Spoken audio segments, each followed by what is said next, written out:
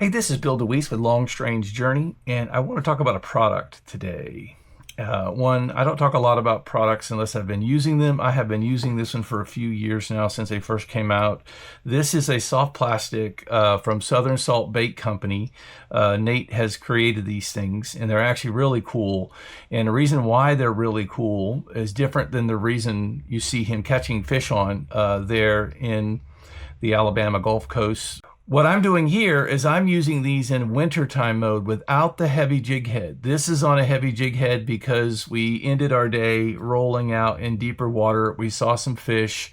So this is how you'll typically see this fish. He sells these screwball jig heads. This is on a death grip jig head, 1/4 ounce to get to the bottom. And this is a ball tail. This is one lure that I fished the entire day with as far as soft plastics go, and caught some redfish on. So it's a really beat up. And I'll show you how I rig it and why I do that. So let's talk a little bit about the product. This is the Southern Salt Hoodwink. They come in a couple of different colors. The one I'm singling out here today for discussion is the Cajun pepper. This is by far my favorite wintertime bait for super shallow, like afternoon redfish, when you see them moving up onto the shallows, you see them tailing. And but what you get here is this has a couple flanges on them that look a little bit like something you might see on a tail of a fin of a fish, but it has a ball tail. So what I love about this is it has a pattern that is in between a jerk shad and a paddle tail. It still has a waving tail action, creates a little bit of thump, but I'm not using this as you see Nate and others doing with a heavier jig head in super deep water. We have incredible variety of seagrasses here. Turtle grass, eel grass. Eel grass is like a soggy, wet pine needle. Even the most intensely weedless rigging will end up getting hooked up around hook eyes and all kinds of stuff on eelgrass. At very unique times of the year do I actually use a jig head at all. Almost all of my stuff is done with various types of rigging hook. So that's how I fish this, specifically in incredibly shallow water. And we'll show that in the video coming up, because we approached an area that was a cove off of a main channel, and it had some flowing water, it had some wind-driven water, but it was incredibly shallow. And we saw some mullet, but then later on, as we got a little bit closer, we confirmed that we saw tailing fish, and we saw charging redfish.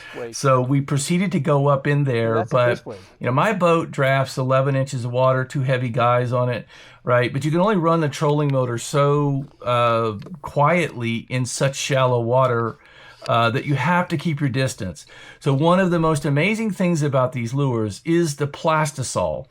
I love the other technologies that make these lures more resilient, but they also can really retard the casting distance. This has an amazing casting distance. So does its newer cousin, the Minishad. Nick was using the Minishad. This is actually ultraviolet. That's actually what he was using. I have that also in the Haymaker, which I would use. Both the Haymakers are really great for a little bit dirtier water, and it's hard to find dirty water this time of year. The water is like Gen Clear. So these glass minnow mimics. And one of the things I love about the Cajun pepper is that red metal flake. It has a red and purple metal flake. If you've ever used the salty Ned shrimp from Z-Man in the watermelon red, you look at this thing and you're like, how is any fish going to see it? But as soon as you drop that watermelon red in the water, it just glows red. That's also what this lure does, but this is a plastisol lure, so it actually casts great distances. So as you'll see in the following video, we approach this fish and we get into a cove where the water is, 12 to 14 inches deep. So we're really pushing the limits, not just the limits of the boat, but the limits as to how we can get up there stealthily without putting that fish on edge. And we're also dealing with heavy grass cover, short grass, some long grass, and some sea cabbage, I call it. Looks like lettuce. but we're trying to get as close as we can, but we don't want to spook the fish. The casting distance on these plastisol lures is fantastic. So it's a great formulation, and it has a great casting characteristic. It allowed us to really reach out and touch this where the ordinary things that we were throwing would have trouble. What you're probably going to see more is this kind of rigging. I know Southern Salt sells a screwball jig head, which is a screw-on, screw-lock jig head. And again, maybe you're dealing with deeper water and you're dealing with water that doesn't have a lot of grass. What we're talking about here is the effectiveness of this in shallow water. So I'm using here you can do this without a rigging weight on the belly weight, but the belly weight helps here because it does keep this lure to bottom so it looks like an eel, it looks like a shrimp, especially the color pattern, and that glowing red is just going to disco ball out all that sunlight that's coming into the water and hitting that. And so what you got here is the owner twist lock. This is a 3.0, which is perfect for the Hoodwinks. And we just simply, it's got the nice thing about the, what makes it worth it to get either the Salt Strong Hoss Helix or the owner twist lock is it has a centering pin. The centering pin is really good for making sure that you come in contact with the center of the lure and you keep that screw lock in there. And so once you press that into the center and start twisting it, you're going to twist it up. Now, some people stop about 3/4 of the way and save a little bit of corkscrew in case this lure starts to wear out. And so we're fishing very shallow water. We're fishing creeks as we head up into the Chassahowitzka creek system now that it's winter time. We want to get into incredibly skinny water, and we want to present these lures as quietly as possible. This lure has a very minimal splashdown, even though it can cast great distances. So we're going to come out where we want to come out to keep the lure straight. There's a nice little groove channel coming right up the back. Right, there you go. That's your perfect rig. And the other thing that we always do if we need to is push that forward and skin hook that. So you're just sort of burying the very tip of the hook. The fish can still crunch down on it, and that's where you're going to get your hook set. But now you've got something that is incredibly streamlined.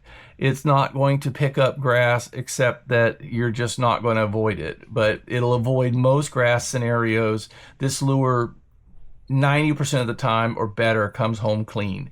And it allows you to get a really long distance cast. You'll see in this footage, we knew what we were after. We knew we could only get so far. Pressuring further up there, trying to find some little niche. We had these limestone mounds that we could have possibly crept around and found a way, but we're going to now make noise. We're going to get more and more of a risk that is going to drive that fish into a protection mode, a fight or flight mode. And we wanted that fish. We could see he was happy. We could see that they were feeding, and we could see them later on feeding around some rocks, a limestone on a bank. And so it's just a perfect scenario to be as quiet as possible. So despite the fact that there might be lures that are more impervious to pufferfish and other such harassment, this lure could reach out and touch someone where those lures just couldn't make it that far in the wind. What's that? Ooh, look at that tail. I think that's a mullet. Oh, he's on me. Yes, sir. Yes, sir. We saw him. We saw him. You lucky dog. We saw him. We creeped up on him. You lucky dog. Good for you. What do you got him on? The Hoodwink. Really? There's more up in there, buddy. Come on up here. I got nothing to throw at him. You got a weight bait? I can try this. We saw him. We saw him, bro. Yeah. But look at that bar. It's about as far as I can go. Yeah. There's right off of that point there. Get to him with this lure. Stay with me, brother. He's probably only like 20.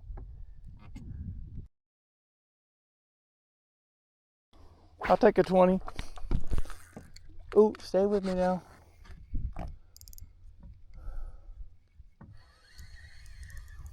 This is on the Cajun Pepper Hoodwink. I just got these in because I had been out and Nate put these on sale over Thanksgiving. So me and a couple buddies put a group order in.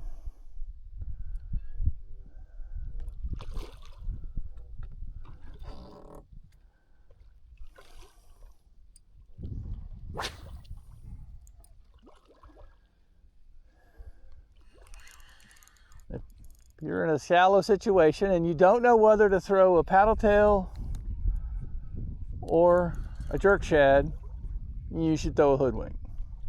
It's like putting a paddle tail and a jerk shad in a blender.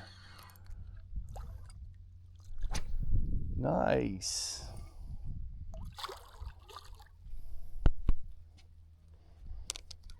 Oop, he's under the boat. He's waving that trolling motor.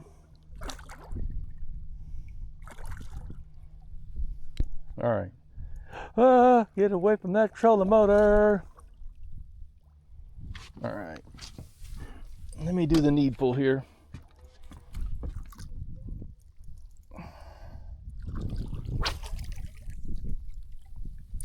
Beep, beep, beep. Back it up. Oh, that's beauty.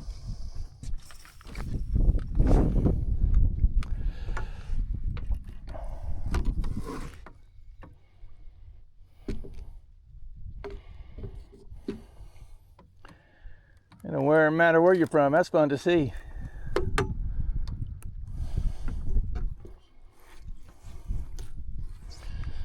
Oh, the Cajun Pepper.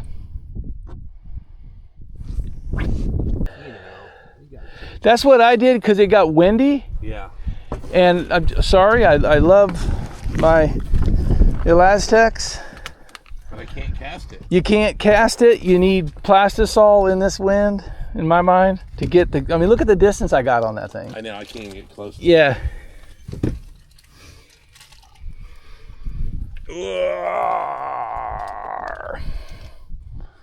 This is a 2-spotter, 3-spotter. Beautiful. On the doggone Hoodwink.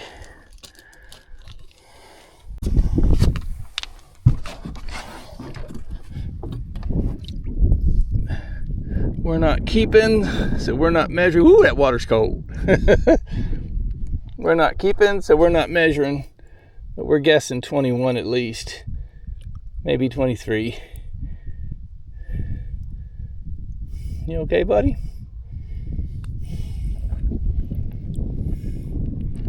Gorgeous.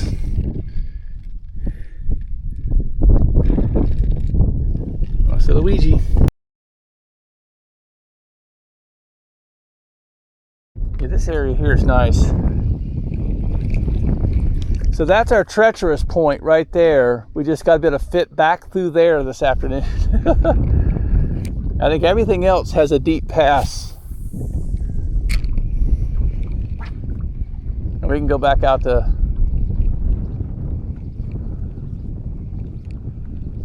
fish the afternoon at all over. Shut the front door. Another redfish. Right where you should have been, too. Water passing across that point. Yeah. Another hoodwink.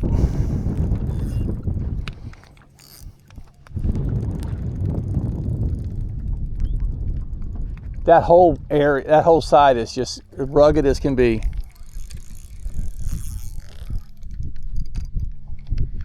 Trade you. No, you're all right. I'm on spot lock. You're all right.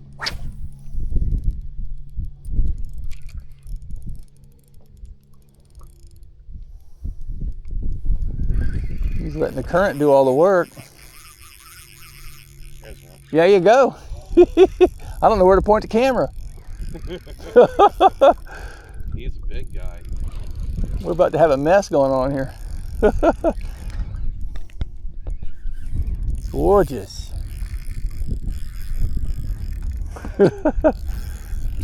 This dude's working the current, man. He's living large.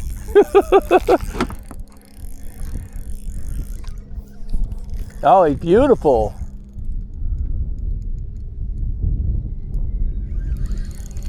Don't you get into that crabgrass. Get out of that crabgrass. Get out of that crabgrass. I wants to be in a show too. Talk about doubled up. So you got the menace shad, Yeah. and ultraviolet, and I got the hoodwink. We're doing a commercial for Nate. Nate, we get a kickback. I'm gonna put an end to this. I think, or he'll put an end to me. Let's see the size of this guy. If I might keep it. Oh, there you go. Oh yeah, he's good. He's table fare. We haven't had redfish in. I got plenty of ice and an extra cooler. Sorry, I had to throw him because he was slipping out of my hand. Come on, don't get that crabgrass in my boat. Oh shoot! Get out. Yeah. Oh, that's a gorgeous fish. Man, Oh yeah. Oh, geez. I don't like grabbing another person's leader. No. I don't like grabbing another. Oh, that's a nice fish, Yeah. bruh. That's table fare there. Look at those two guys. I'd say they're on the doggone hoodwink. Look at that. That's 50 Shades of Beautiful right there. What you got? Oh man. Dinner is served. All right. Clean my hair. Good thing I got a haircut yesterday. Woohoo, good thing I got a haircut. Awesome. All right. So we got double reds. Woohoo. Chassahowitzka Reds on the Southern Salt Hoodwink and menace shad. Way to go, Nate. Nice. I'll get this guy back in the water real quick. And that guy's going to release into the grease.